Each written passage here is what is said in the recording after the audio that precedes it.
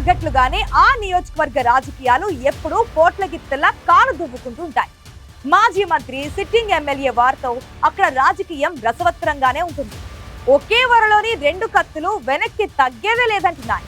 సమన్వయంతో పనిచేయాలని అధినాయకత్వం చెప్పినా రంకెలేస్తూనే ఉంది అక్కడి రాజకీయం. ఇంతకీ ఎవరా నేతలు? ఏ నియోజకవర్గంలో జరుగుతుందా war? Let's watch.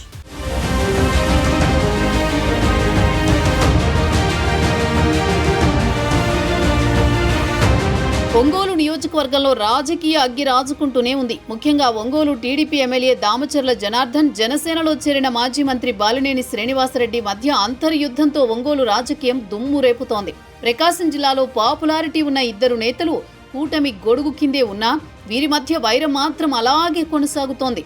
Ongole MLA Damacharla Janardhan, మాజీ మంత్రి బాలినేని శ్రీనివాసరెడ్డి మధ్య ఇటీవల కాలంలో మాటలు తూటాల్లా పేలుతూనే ఉన్నాయి. వైసీపీ నుంచి కూటమి పార్టీల్లో ఒకటైన జనసేనలోకి బాలినేని చేరబోయే ముందే మొదలైన మాటల యుద్ధం ఇద్దరూ కూటమిలో ఉన్నా ఇప్పటికీ అలాగే ఉంది.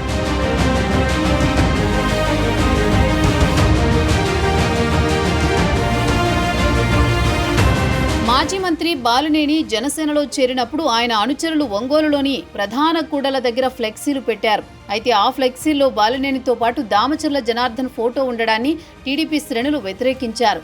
మున్సిపల్ అధికారుల సమక్షంలో ఫ్లెక్సీలను తొలగించారు.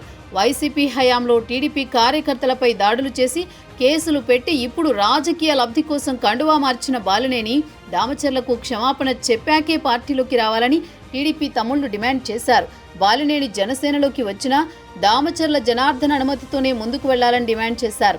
స్వయంగా జనసేన అధినేత సమక్షంలోనే బాలినేని పార్టీలోకి వచ్చినా ఒంగోలులో మాత్రం టీడీపీ శ్రేణులతో పాత వైరమే కొనసాగుతోంది.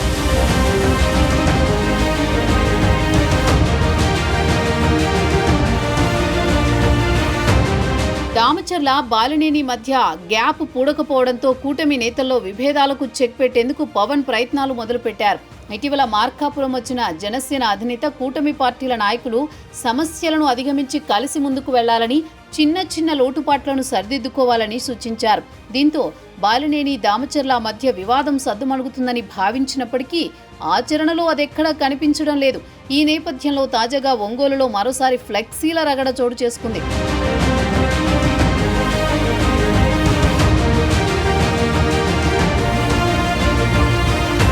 ప్రధాన కూడలలో బాలినేని మద్దతుదారులు ఏర్పాటు చేసిన ఫ్లెక్సీలను మున్సిపల్ సిబ్బంది తొలగించారు.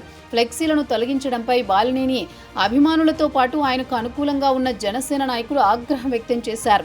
హరిహర వీరమల్లు ఫ్లెక్సీలను తొలగించడం అంటే పవన్ కళ్యాణ్ని అవమానించడమేనని మండిపడ్డారు.